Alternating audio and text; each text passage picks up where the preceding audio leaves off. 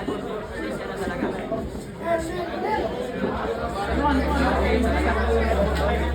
Sobra rin. Sasagi yung trabaho natin. Ano, tinahin na ba natin mga kalabasan?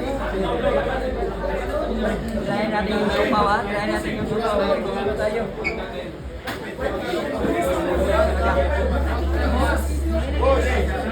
Ayan na. May nagre-reklamo na. May nagre-reklamo na. Dahil sa dami ng tao. Napagasi. Ano, grabe na.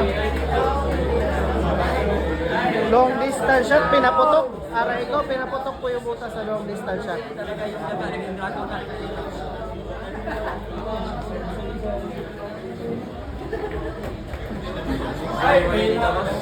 May permit. Kompleto po yung permit.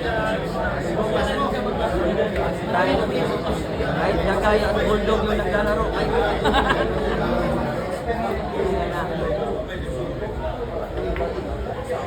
Naku, para kontrolado na yung nakontrolado natin yung drone.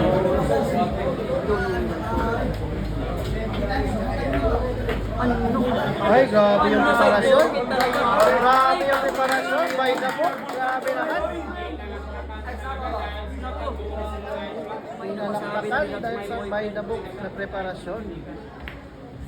Nagpakilala na yung iba. Nagpakilala na yung Nagpakilala na po ang Mighty Mouse. Okay. Yung semi-finalist ng SBA Season 1 na. Semi-finalist. Yan, semi-finalist ng SBA Season 1 po itong si Totoy Daga, mga boss idol. Pakilala na bumalik na talaga yung walaan.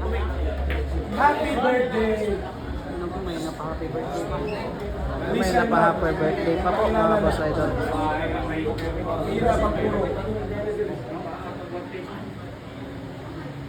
Wala ba? Ay, wala. Nako, wala na kawala, mga boss. Kung makakul sila sa akin, nila yung sakit. Rack number 28 po ito, mga boss. Ay, niliyo ka.